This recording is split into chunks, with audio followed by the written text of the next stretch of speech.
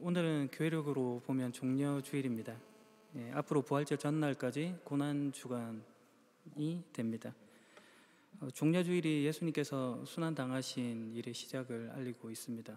십자가 죽음을 위해 예수님께서 예루살렘에 입성하신 날을 기념하는 것이 오늘인 것입니다.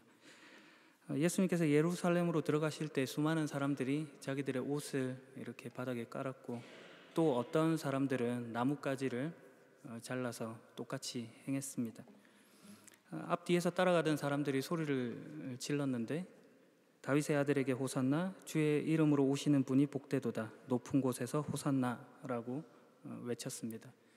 요한복음 12장 13절을 보게 되면 모였던 그 사람들이 손에 종려나무 가지를 들고 예수님을 맞았던 것을 알 수 있습니다. 그래서 오늘을 종려주일이라고도 하기도 하고, 그리고 또 호산나 주일이라고 부르기도 합니다. 종려나무는 의와 아름다움, 그리고 승리, 기쁨, 이런 뜻들이 있습니다. 중세 교회에서 종려나무 가지로 축성 의식을 행하기도 했는데요.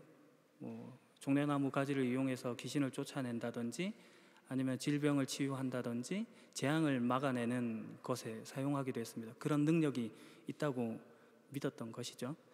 그러나 분명하게 여러 차례 말씀드리는 바와 같이 어떻게라고 하는 그 방법보다 누가 그 일을 행하고 있는가에 우리가 더 주목해야 할 것입니다.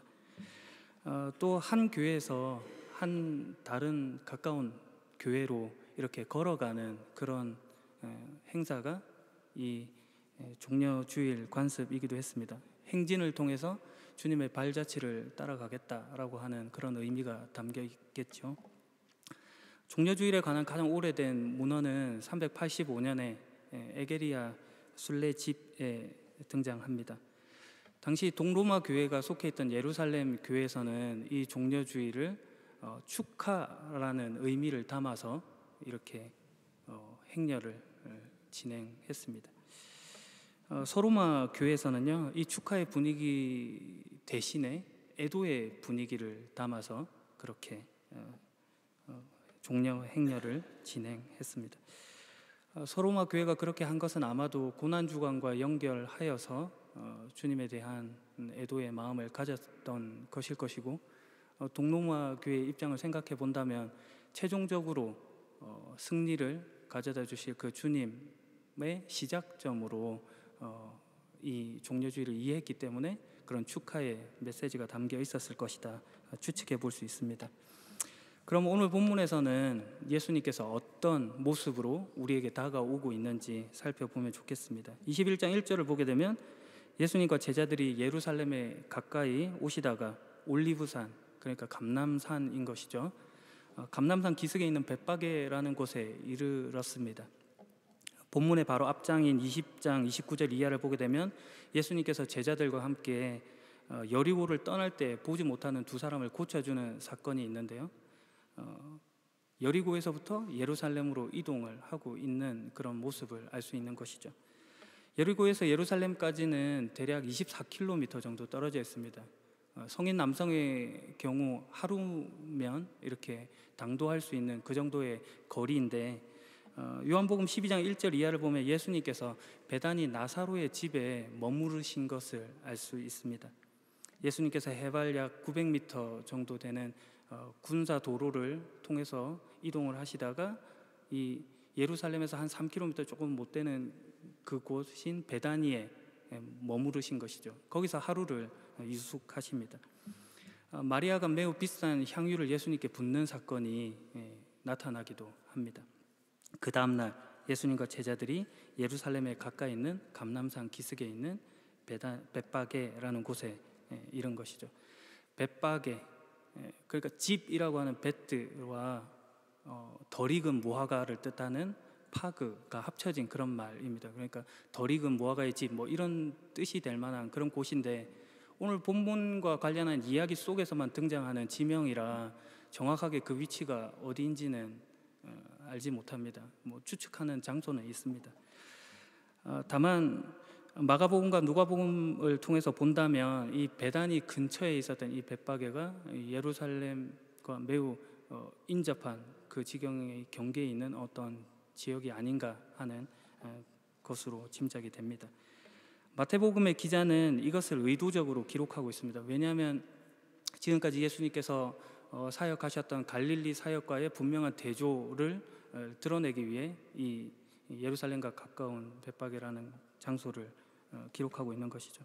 특별히 본문에서 이 마태복음의 기록자는 이 벳바게만을 기록하고 있지 않습니다. 단순히 벳바게라고 쓰지 않았다는 것이죠. 오늘 우리가 읽었던 바와 같이 올리브산, 감람산 기슭에 있는 벳바게라고 소개하고 있습니다. 이 글을 읽는 독자들로 하여금 올리브산, 감람산이라고 하는 것에 대한 이미지를 불러일으키는 것이죠. 감람산은 예루살렘 동편 기드론 시내 건너편에 위치한 해발 800m 높이의 산입니다. 감람산이라고 하는 이름에서 알 수 있는 것과 같이 감람나무 그리고 올리브나무, 이것이 많은 까닭에 붙여진 이름입니다. 예수님께서 예루살렘에 계시는 동안 낮에는 성전에서 가르치시고 밤에는 이 감람산에서 제자들과 함께 쉬시기도 하셨습니다. 잡히시던 날 밤에 감람산 이 겟세마네에서 기도하실 때 땀이 핏방울처럼 될 때까지 아주 애쓰시며 기도하셨던 그 장면이 나타나 있기도 합니다. 예수님께서 부활하신 이후에 승천하신 곳이 이 감람산이기도 합니다. 감람산에는 유대인들의 무덤이 많이 있는데요. 유대인들이 생각하기에 메시아가 이 감람산에 오시면은 부활할 것이다라는 그런 기대가 있어서 이 감람산에 묻히기를 소망하는 것도 있습니다. 스가랴서 14장 4절에 보면 그날에 주께서 예루살렘 동쪽 올리브산 감람산에 서실 것이다 라는 말씀이 기록되어 있습니다. 구약 성경에서 메시아에 대한 예언을 담고 있는데 오늘 본문에 예수님께서 그 감람산이라고 하는 곳에 서신 것이죠. 마태복음의 기록자가 의도적으로 감람산 기슭이라는 말을 삽입함으로 이 벳바게에 이른 예수님의 모습을 말해주고 있습니다. 거기서 예수님께서 2명의 제자들을 마을로 보내셨습니다. 보내시면서 하신 말이 너희는 맞은편 마을로 들어가 그곳에서 나귀 한 마리가 새끼와 함께 묶여 있는 것을 발견하게 될 텐데 그것을 풀어서 나에게 가져오라라고 하는 말씀이었습니다. 마가복음과 누가복음에 보면은 나귀 새끼만을 언급하고 있는데 오늘 우리가 읽었던 본문에서는 나귀와 나귀 새끼 2마리를 언급하고 있는 것을 볼 수 있습니다. 이 같은 기록상의 차이는 마태복음의 기자와 이 마가복음, 누가복음의 기자가 가지는 특성 그런 것들의 차이 때문에 그렇습니다. 그들이 무엇에 더 강조점을 두고 있고 어떤 기술 방법을 사용하고 있는가 때문에 드러나는 차이일 뿐입니다. 마가나 누가 같은 경우에는 예수님께서 나귀 새끼를 타셨다라고 하는 것에 강조점을 두고 있는 반면에 마태는 보다 그 상황을 상세하게 기술하려고 하는 특징 때문에 이렇게 표현해 둔 것입니다. 이런 것들은 4절의 말씀과 같이 예언자가 말한 것을 이루려고 하는 것입니다. 5절에 그 내용이 나타나 있는데요. 스가랴서 9장 9절 말씀의 인용입니다. 시온 백성아 기뻐하여라, 예루살렘 백성아 즐거이 외쳐라. 보라, 내 왕이 내게로 오신다. 그분은 의로우시며 구원하는 왕이시다. 그분은 겸손하시어 나귀를 타신다. 나귀 새끼를 타고 오신다. 이 말씀을 이루신 것이죠. 당시 예루살렘의 공식 입성 행사를 진행하는 것은 왕이나 아니면은 군대 지휘관이 전쟁에서 승리하였을 때 귀환할 그때에 행했던 것입니다. 이때 왕이나 지휘관은 말을 타고 위풍당당하게 예루살렘으로 입성합니다. 신구약 중간 시대의 글을 보게 되면은 마카비라는 사람이 수리와의 전쟁에서 승리하고 귀환할 때 이 공식적인 입성 행사를 했던 것도 알 수 있습니다. 그런데 예수님께서 이 예루살렘에 입성하시면서 주로 전쟁에 사용됐던 말이 아니라 농사나 아니면은 짐을 수송하는 수단이 되었던 이 나귀를 타고 지금 입성을 하고 계신 것입니다. 말과 비교해 본다면 나귀는 그런 점에서 평화의 상징이라고도 할 수 있겠습니다. 시편 20편 7절 말씀에는 병거, 전차를 믿는 사람이 있는가 하면 기마, 타는 말을 믿는 사람도 있습니다. 그러나 우리는 여호와 하나님의 이름을 믿습니다라는 성경 말씀이 있습니다. 이스라엘에 있어서 그 신앙상 병거와 말을 의지하는 것과 하나님을 의지하는 것에는 상당한 차이가 있다 하는 것을 지금 말해 주고 있는 것이죠. 그래서 예수님이 말이 아니라 나귀를 지금 타고 오시는 것입니다. 예수님께서 오시는 것이 전쟁을 하러 오신 것이 아니라 하나님을 의지하는 신앙, 겸손, 순종을 보이러 오셨다라고 하는 것을 말해주고 있는 것입니다. 이것이 감람산이라고 하는 것과 나귀라고 하는 것을 통해 이루신 스가랴 말씀이기도 합니다. 두 제자들이 가서 예수님께서 지시하신 그대로 했습니다. 그들은 나귀와 나귀 새끼를 데리고 갔고 그 등에 자기들의 옷을 깔았습니다.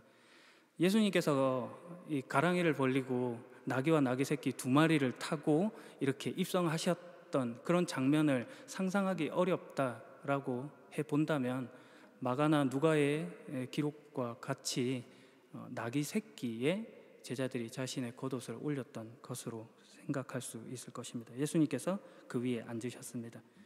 수많은 사람들이 자기 옷을 길에 깔았고 앞서 언급드린 바와 같이 종려나무 가지를 또 잘라서 똑같이 했습니다. 승리의 왕, 기쁨의 왕으로 예수님을 메시아같이 여겨서 로마의 압제, 기득권자들의 수탈에서 자신들을 구해줄 것으로 기대하며 환영한 것이죠. 예수님의 앞뒤를 따라가던 사람들이 다윗의 아들에게 호산나, 주님의 이름으로 오시는 분이 복되다, 높은 곳에서 호산나라고 소리쳤습니다. 예수님께서 예루살렘에 들어가셨을 때 이 소리로 인해서 온 도시가 흥분으로 가득 찼습니다. 이때는 유월절을 앞둔 명절 기간이었습니다. 많은 인파가 유월절을 지키기 위해서 이 예루살렘으로 모여들었던 것이죠. 유대 역사가 요세푸스의 기록에 보면은 예루살렘에서 유월절 희생 제물로 바쳐진 양의 수가 기록이 되어 있는데 25만 6,500마리라고 기록되어 있습니다. 양 한 마리를 보통 10명이서 나눠 먹었던 것을 가정해 본다면 대략 200만 명이 넘는 인원이 예루살렘을 출입한 것으로 생각할 수 있습니다. 요세푸스의 기록에는 270만 명이 이 예루살렘에 모였다라고 기록하고 있습니다. 물론 학자들은 그 수에 과장이 있을 것이라고 생각합니다.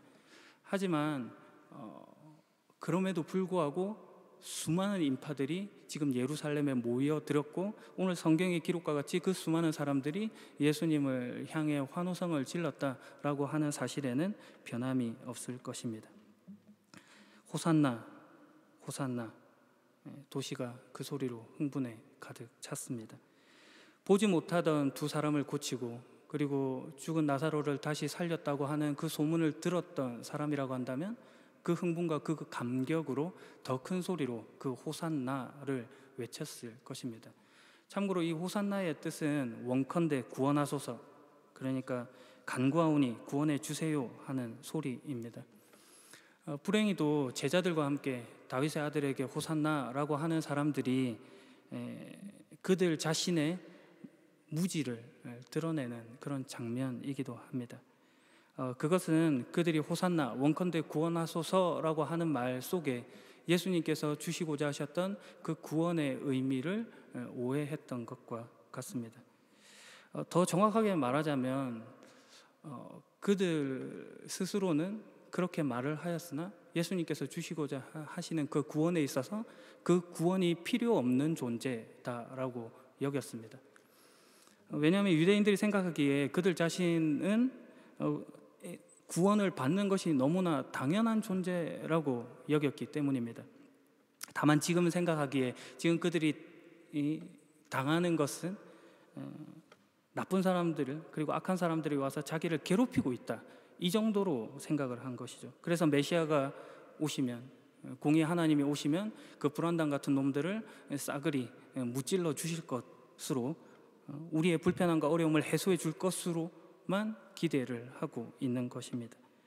거기에는 그들 자신이 고침을 받아야 한다든지 회개가 필요한 존재라고 한다든지 그들 자신이 죄인이라고 하는 의식, 생각이 결여되어 있는 것입니다. 원컨대 구원하소서라는 말 속에 담긴 하나님은 내가 필요한 것을 요구해서 얻어내는 어떤 그런 대상으로만 만들어내고 있는 것이죠. 하나님을 믿고 예수 그리스도를 주라고 고백하게 하는 것 속에 하나님이 우리를 향한 특별한 뜻과 계획이 있다라고 하는 것을 생각하지 못하고 내 뜻과 내 계획만을 나열하고 있더라는 것입니다. 이 무지와 오해가 그들 속에 있었습니다. 그래서 그들이 더 큰 소리로 이것을 위해 목소리를 높였습니다.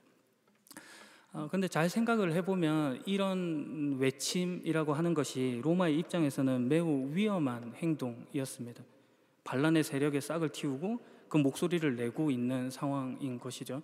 그러나 이후에 성경에서 살핀 바와 같이 빌라도의 고백과 같이 예수에게서 그에게서 죽일 죄를 찾지 못했다라고 하는 말로 본다면 그 당시의 상황이 그렇게 문제되는 것은 아니었던 것으로 보여집니다.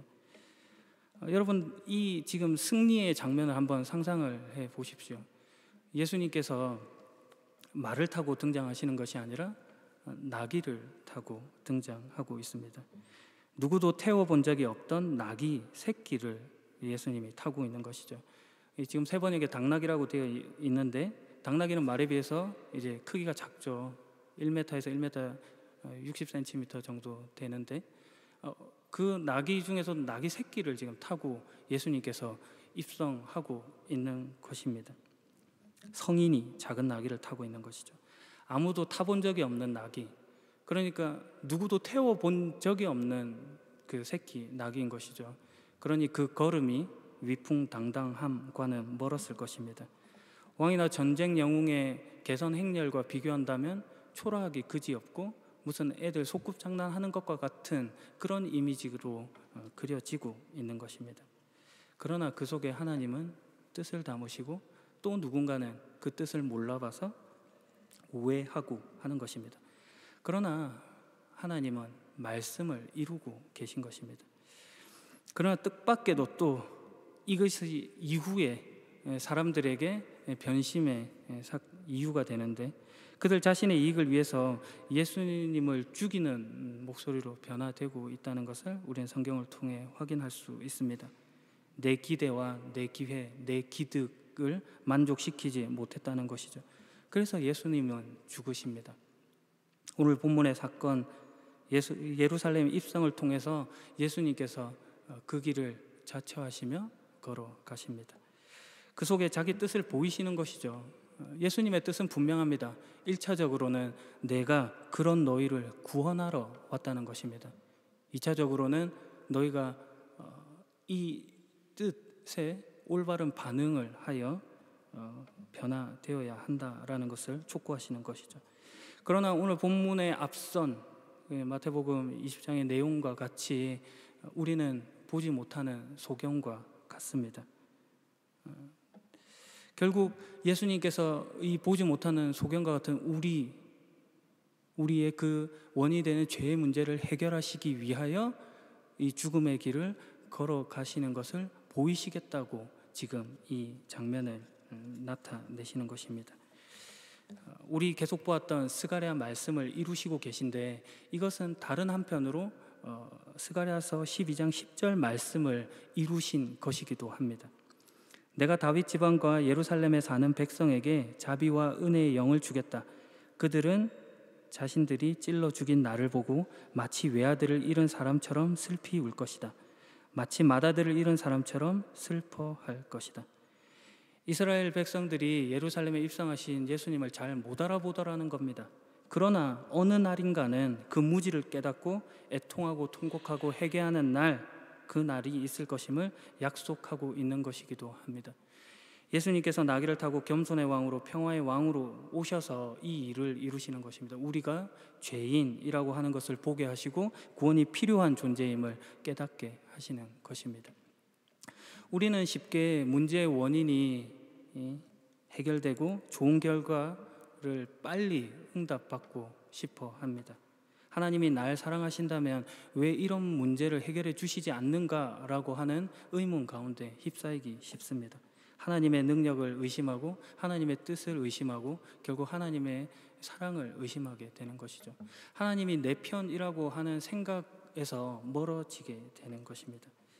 그러나 여러분들이 다시금 곰곰이 생각해 본다면 여러분들에게 있어서 가장 시급하게 해결해야 될 문제는 무엇입니까?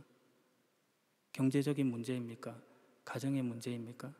아니면 학업의 문제입니까? 명예의 문제입니까? 건강의 문제입니까? 여러분에게 이런 문제들은 아마도 다른 어떤 것보다도 시급하고 현실적인, 더욱더 현실적인 문제다라고 말하고 싶을 것입니다. 그러나 오늘 본문을 통해 예수님은 다르게 말씀하고 계신다는 것입니다. 여러분을 죄 가운데서 건지시는 것, 분리를 연합으로, 소외를 화해로 변화시키는 것을 최우선으로 목적하고 계신 것입니다. 여러분에게 가장 시급한 죄의 문제를 해결하러 이 땅에 사람의 몸을 입으시고 오신 것입니다. 만약 여러분들이 이 시급한 죄의 문제를 해결하지 않은 채 다른 어떤 현실적인 문제를 가져다 쌓는다면 여러분들은 놀라셔야 합니다. 왜냐하면 여러분들은 나귀 새끼를 타고 오신 예수님을 기대하고 있는 것이 아니고 뒤쫓고 있는 것이 아니고 백마 타고 나타나 철장의 권세를 휘두르시는 주님을 상상하고 만들어내고 있는 것이기 때문입니다. 그렇게 되면 결국 여러분들의 소원이 이루어지지 않았을 때 여러분들이 하게 되는 말은 뻔한 답밖에 없습니다. 십자가상에서 사람들이 외쳤던 그 소리와 다를 바가 없는 것이죠. 이 사람이 다른 사람을 구원하면서 자기는 구원하지 못하는구나. 그는 이스라엘의 왕이니 지금 십자가에서 내려오라. 그러면 우리가 그를 믿겠다. 내 기대에 맞는 응답을 보여봐라 밖에 안 되는 것입니다. 예수님께서는 그렇게 안 하십니다. 말씀을 이루십니다. 하나님의 뜻에 순종하십니다. 그래서 예수님께서 예루살렘에서 죽으시는 것입니다. 예루살렘은 앞으로 40년 정도 되는 그런 시간 후에 멸망을 맞이하게 됩니다.